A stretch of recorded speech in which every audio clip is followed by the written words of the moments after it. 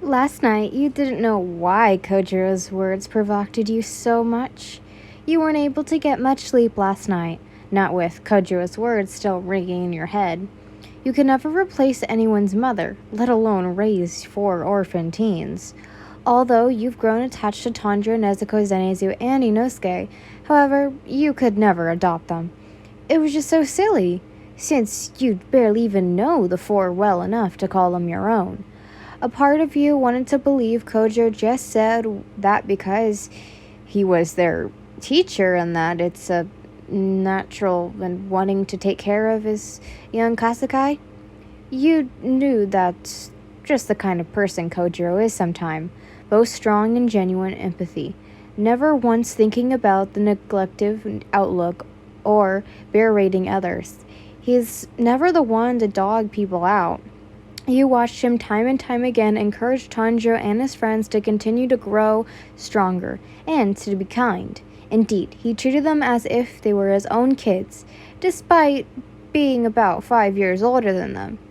I guess every Shojin world needs the big brother slash mentor type? I mean, what? You immediately shook your head, snapping out of your thoughts. Anywho, you, yourself, were an orphan and you knew the feeling of being alone in a big world without a family. You've been alone most of your life, with only the snow and ice to keep you company. Until you found and taken in by Otsu.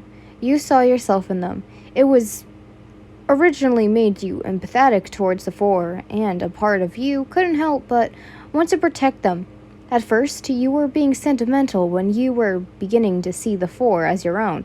However, it would have seemed that you were starting to take this mother thing quite literally, thanks to whoever empathized your husband. Come on, you mumbled, shrieking the fill stones in your hands together to generate small sparks of fire.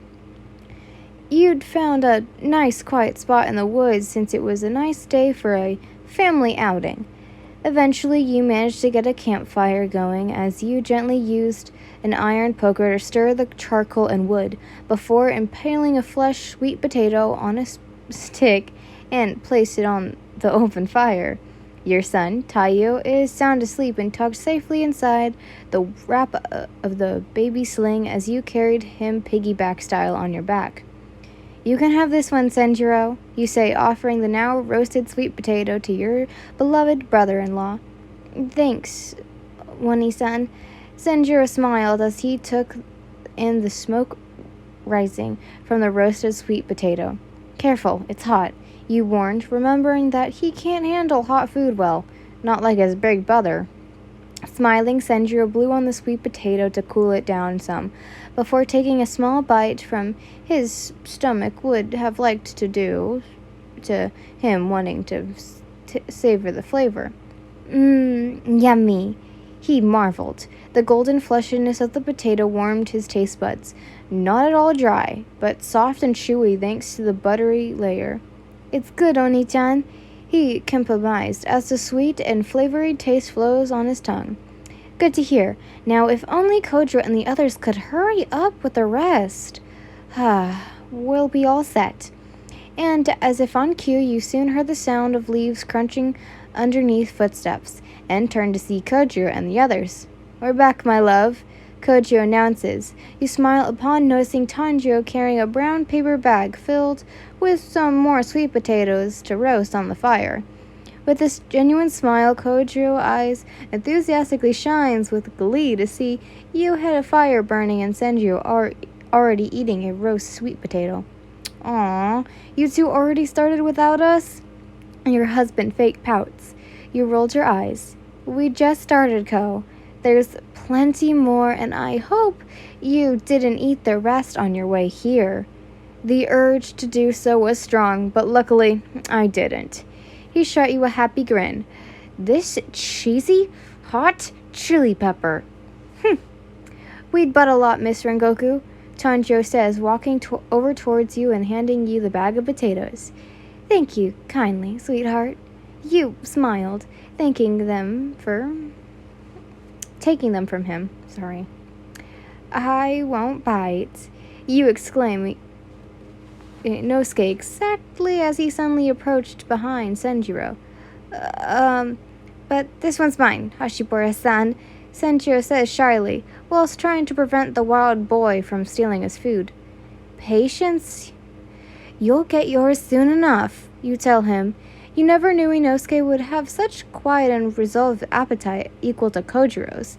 However, unlike Kojiro, the young beast warrior can easily get full, whereas your husband seemed to be a bottomless pit for a stomach. And your baby was no exception either. You basically lost track of how many times you'd breastfeed him, and it's definitely more than 3 ounces per day. And it took your baby about 15 minutes to empty your, and get all the milk he needed. We're starting to hurt just thinking about it. Who knew Rengoku men had massive appetites? And you'd briefly wondered how exactly did Ruka handle 3? After putting the rest of the sweet potatoes on sticks, the boys watched you dip each other in a wooden bowl of butter, and then sprinkle a bit of cinnamon and brown sugar on them. Next, you placed them on the fire next to the roast, and Kojiro and the boys were practically salivating at this point as you could hear their stomachs rumble. They look yummy, my love, Kojiro says, leaning over you and kissed you on the cheek. You blushed at this action. Ko, not in front of the children. And, of course, he only laughs.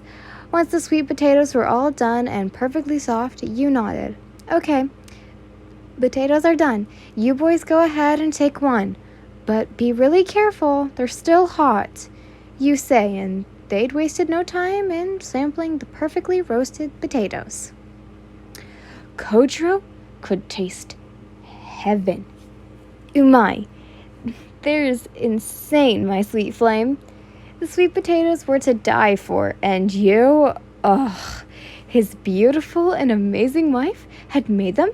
You'd cook a lunch for him, Senjiro, and his young kasabai. Mine could never come out as good as yours, my sweet love. When I try to make them, they're always so dry. Not perfect in the slightest. He compliments as he continued to chow down in a state of stench indeed bliss. That's 'cause you don't let them cook long enough, Ko. And if you'd stop leaving them around the house and started storing them properly, then maybe they won't rot. And start washing them thoroughly before you cook them, you scold. I will, my sweet flame. He grins. You sigh. But I'm glad that you're enjoying them so much. You emitted with a fond smile. You greedy pig. You already ate yours. This is mine, exclaims Zenitsu, as you glance to see him trying to push Inosuke away from eating his sweet potato. Ino, stop trying to steal Zenitsu's food. There's plenty of more to go around. You tell him. These are really good, Mr. Rengoku. You really outdone yourself, Tanjiro says. Oh my god, this precious little cinnamon roll, always so polite and kind. Anyways, thanks, sweetheart. You tell him kindly. Does Nezuko eat food? You shyly asked. No, ma'am. She never really needs to eat. She doesn't eat human flesh either. All she needs is a well-deserved rest, Tanjiro exclaims, gesturing towards a small wooden box on his back that contained said little girl. Your astonishment by this demon who doesn't need blood or food to survive? That's pretty impressive, actually. You thought. Now, when you think of it, you'd never seen Nezuko show any signs of admirations, as she always appears healthy and ready to start the day. Well, aren't I? I've told you she was different, my love, Kojiro says. Ugh, stupid. You've said no such thing, you hissed, to which he turned, only made Kojiro laugh even more as the occasional shouts of his umai after every bite of his sweet potato reflects the joy and value he finds in his sweetheart moment. Just enjoying peaceful, relaxing day and eating delicious roasted sweet potatoes with his wife, child, and family.